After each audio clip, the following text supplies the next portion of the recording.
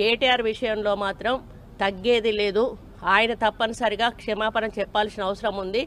ఆయనే చేసేదంతా చేసి ఈరోజు నన్ను క్షమాపణ చెప్పాలి అని డిమాండ్ చేయడం ఏదైతే ఉందో, మరి దొంగ అని తనే దొంగ అని అరిచినట్టుగా ఉంది. ఆ విషయంలో మాత్రం ఎట్టి పరిస్థితుల్లో కూడా అనుకోకుండా నా నోటి నుంచి జరగడం జరిగింది. ఆ తర్వాత వారి ట్వీట్ చూసిన తర్వాత నేను కూడా చాలా బాధపడ్డాను.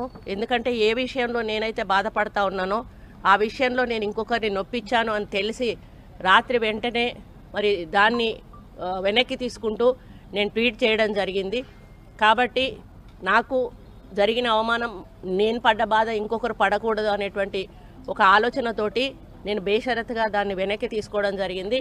కానీ కేటీఆర్ విషయంలో మాత్రం తగ్గేది లేదు. ఆయన తప్పనిసరిగా క్షమాపణ చెప్పాల్సిన అవసరం ఉంది. ఆయనే చేసేదంతా చేసి ఈరోజు నన్ను కేటీఆర్ విషయంలో మాత్రం తగ్గేది లేదు.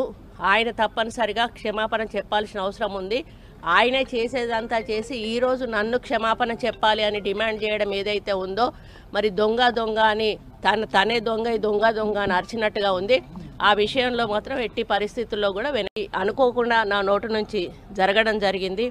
ఆ తర్వాత వారి ట్వీట్ చూసిన తర్వాత నేను కూడా చాలా బాధపడ్డాను.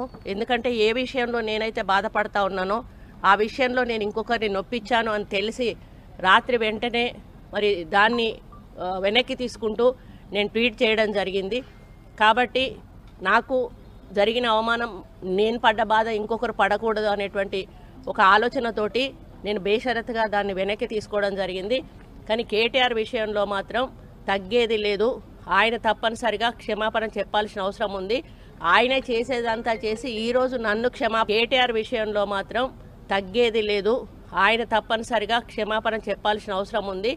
ఆయనే చేసేదంతా చేసి ఈరోజు నన్ను క్షమాపణ చెప్పాలి అని డిమాండ్ చేయడం ఏదైతే ఉందో, మరి దొంగ అని తనే దొంగ అని అరిచినట్టుగా ఉంది.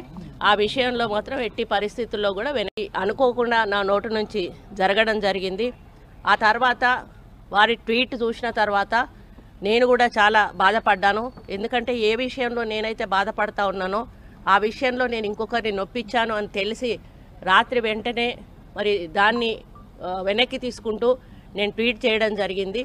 కాబట్టి నాకు జరిగిన అవమానం, నేను పడ్డ బాధ ఇంకొకరు పడకూడదు అనేటువంటి ఒక ఆలోచనతోటి నేను బేషరతుగా దాన్ని వెనక్కి తీసుకోవడం జరిగింది. కానీ కేటీఆర్ విషయంలో మాత్రం తగ్గేది లేదు. ఆయన తప్పనిసరిగా క్షమాపణ చెప్పాల్సిన అవసరం ఉంది. ఆయనే చేసేదంతా చేసి ఈరోజు నన్ను